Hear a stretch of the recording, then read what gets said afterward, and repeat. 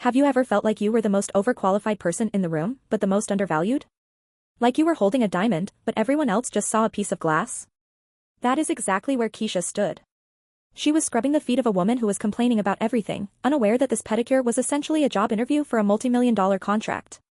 Before we dive into how a simple nail appointment took down a toxic boss and changed the beauty industry, please hit that subscribe button and turn on notifications. If you believe that hard work should pay off, go ahead and smash that like button right now. Let's get into the story. The air inside, polished perfection, didn't smell like perfection, it smelled of cheap monomer and burnt coffee. It was a Tuesday, the slowest day of the week in the nail industry, and Keisha was organizing her station for the third time that hour. Keisha was 26, with hands that were steady as a surgeon's and an eye for color that could distinguish between a midnight sapphire and a cobalt dream at a glance.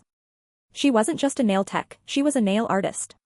Her Instagram page, Keisha Creates, had a modest but loyal following of 5,000 people who obsessed over her hand-painted microportraits and 3D acrylic sculpting. But likes didn't pay the rent. "Keisha, you're wasting supplies," Marcus barked from the front desk. Marcus was the owner of the salon, a man who had never done a manicure in his life, but knew exactly how to pinch pennies until they screamed. "Stop wiping the table when it's not dirty. Paper towels cost money." "I'm keeping my station sanitary, Marcus." "Clients notice that," Keisha replied, keeping her voice level. She knew the statistics. A recent industry study showed that 78% of clients leave a salon not because of the quality of the nails, but because of hygiene concerns. Keisha took her craft seriously. "Clients notice price," Marcus scoffed, scrolling on his phone. "That's why we charge $25 for a full set and get them out in 30 minutes. Quantity, Keisha. Speed." Keisha sighed. She hated the chop shop mentality. She wanted to care for the natural nail plate, educate her clients on cuticle health, and use high-quality EMA monomers instead of the illegal MMA stuff Marcus tried to sneak in to save a buck. The bell above the door jingled. The atmosphere in the shop shifted immediately. The woman who walked in looked like she had taken a wrong turn on her way to a country club. She wore an oversized trench coat that looked like cashmere, dark sunglasses, and carried a handbag that Keisha recognized as a limited edition Hermes, worth more than Keisha's car. But despite the wealth dripping off her, the woman looked sour. She pulled her sunglasses down and scanned the room with a look of utter disdain. "I need a fill and a repair. And a pedicure." "Immediately," the woman said. Her voice was sharp, commanding. Marcus's eyes lit up at the sight of the bag, but the other two techs, Sarah and Lynn, immediately looked down at their phones, pretending to be busy. They knew the type. High maintenance, low tip. "Keisha," Marcus snapped. "You're up." Keisha stood up, smoothed her apron, and smiled warmly. "Welcome to Polished Perfection. I'm Keisha. Come sit at Station 3. The woman didn't return the smile. She marched over, sat down, and immediately pulled her hand away when Keisha reached for it. "Do you sanitize your tools? I don't want an infection from this dump." Keisha didn't flinch. She reached into her drawer and pulled out a sealed, autoclave sterilized pouch. She ripped it open in front of the woman. "Always, ma'am. Fresh pouch for every client. I also use a disposable file and buffer, which you are welcome to take home with you." The woman grunted, seemingly annoyed that she couldn't complain. "My name is Elena. I want a structured gel manicure. Russian style. Clean cuticles. And I have sensitive nail beds, so if you nick me, I'm leaving." Russian manicures were highly technical. They required electric filing very close to the skin to remove the cuticle entirely for a seamless look. It was dangerous if you weren't trained, and it took time. "Marcus doesn't like us doing those because they take over an hour," Keisha said gently. "But I am certified in e-file safety. I can do it, but I will have to charge the premium rate." "I don't care about the money," Elena snapped. "I care about competence. Do you have it?" For the next 90 minutes, Keisha worked in silence. Elena watched her like a hawk. She criticized the music playing in the salon. She complained that the room was too cold. She made Keisha switch the color 3 times before settling on a sheer nude, the hardest color to apply without streaks. At one point, Marcus walked by. "Hurry it up, Keisha. You've been on her for an hour. Time is money." Elena spun her chair around and glared at Marcus. "She is working on my hands. Unless you want to come over here and paint them yourself, I suggest you let the artist work." Marcus turned red and scurried away. Keisha suppressed a smile. She focused on the apex of the nail, building the structure so it would be durable yet look thin and natural. When she finished, she applied a nourishing oil blend she made herself at home, jojoba, vitamin E, and lavender. Elena looked at her hands. She scrutinized them under the lamp. She ran her thumb over the free edge. It was flawless. You made this oil? Elena asked, sniffing her fingers. Yes, ma'am, Keisha said. Store-bought oils usually have too much mineral oil, which just sits on top of the skin. Jojoba molecules are small enough to penetrate the nail plate. Elena looked at Keisha for the first time, really looked at her. You know your chemistry. I study cosmetic chemistry at night, Keisha admitted, feeling shy. I want to start my own product line one day. Elena hummed. She stood up, pulled out a sleek black credit card, and paid.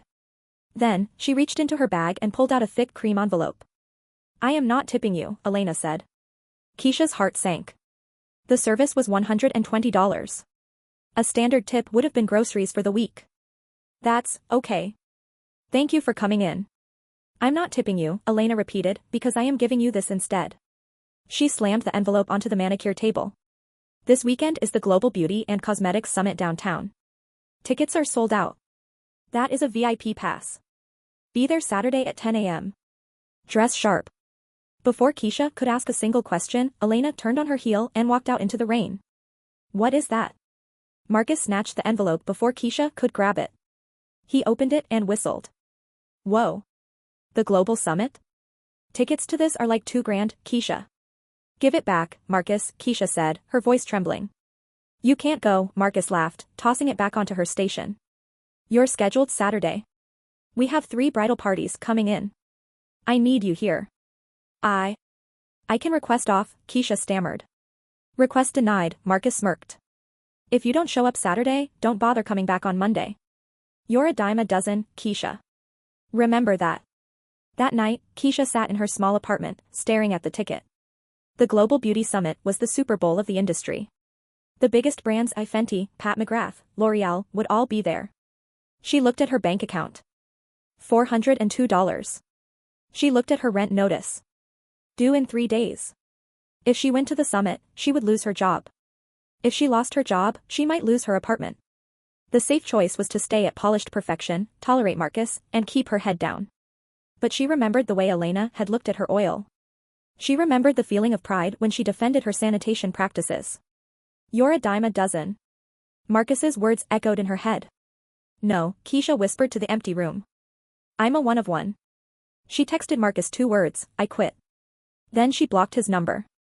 Saturday morning, Keisha felt sick. She had spent her last bit of savings on a dry cleaning bill for her only good pantsuit, a thrifted blazer she had tailored herself to look high-end. The convention center was a glass behemoth. As she walked in, the smell of expensive perfume and ambition hit her. The booths were like mini-cities. There were 20-foot screens displaying models, influencers taking selfies, and business executives shaking hands. Keisha felt tiny. She was a nail tech from the strip mall. These people were titans. She wandered the floor for an hour, clutching her VIP pass. She didn't see Elena anywhere. Doubt began to creep in. Was this a prank? Did the rich lady just want to see if Keisha would actually show up, only to laugh at her? Attention please, a voice boomed over the PA system. Please make your way to the Grand Hall for the keynote address. Keisha followed the crowd. The Grand Hall was massive, seating 5,000 people. Because of her VIP badge, the ushers directed her not to the back, but to the front row. Right next to editors from Vogue and buyers from Sephora. The lights dimmed. A dramatic video played on the screen, showing a montage of iconic beauty products from the last 30 years. The voiceover spoke about innovation, integrity, and the future of beauty. Please welcome the CEO of the Vance Beauty Group, the woman who owns 15% of the global skincare market. Elena Vance. Keisha gasped so loud the man next to her jumped. It was her. The woman from the salon. But gone was the trench coat and the messy bun. Elena walked out in a stunning white suit, radiating power. The applause was deafening. Elena took the microphone. She spoke about market trends, sustainability, and the black beauty dollar, how African American consumers spent $7.5 billion on beauty products annually, yet were vastly underrepresented in ownership and boardrooms. We have a problem in this industry, Elena said, her voice echoing. We look at numbers, but we ignore talent. We buy up small companies, strip them of their soul, and sell them back to you at a markup. I have been looking for something different. I have been looking for authenticity. Elena paused. She scanned the front row. Her eyes locked onto Keisha. I spent the last month going undercover, Elena announced. A ripple of shock went through the crowd.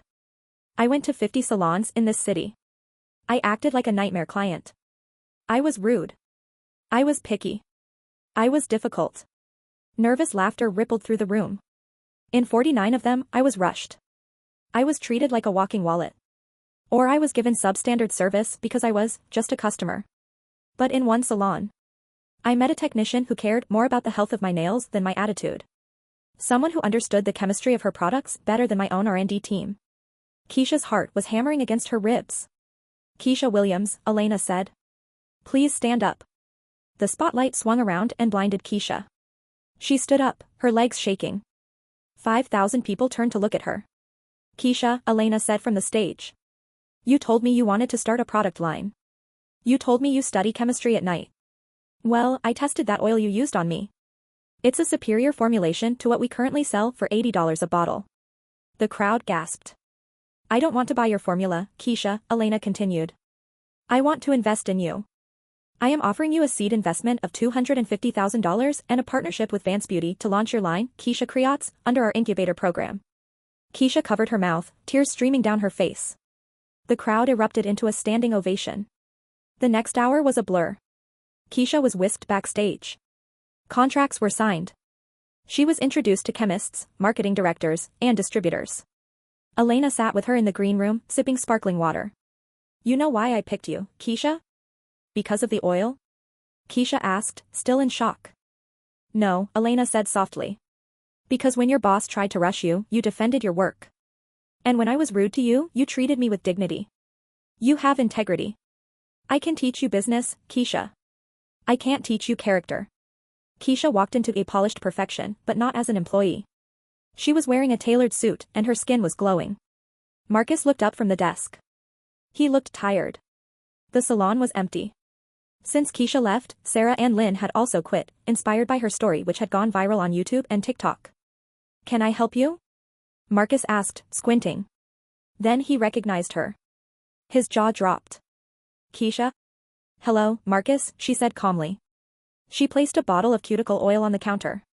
The packaging was gorgeous, sleek, gold lettering, heavy glass. Keisha Creates, the Silk Collection. I just wanted to leave a sample, she said. We're retailing in Sephora starting next week.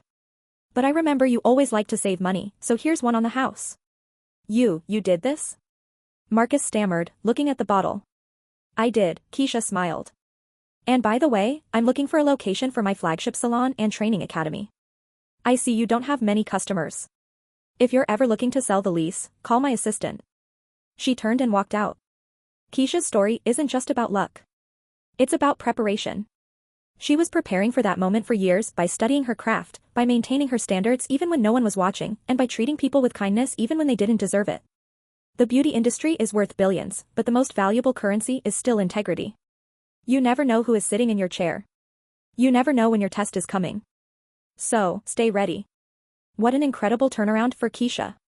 It just goes to show that true value always rises to the top eventually. If you enjoyed this story of justice and success, please subscribe to the channel. We post true stories and industry deep dives every single week. And let me know in the comments, have you ever had a test moment in your job where you had to prove yourself to a difficult person?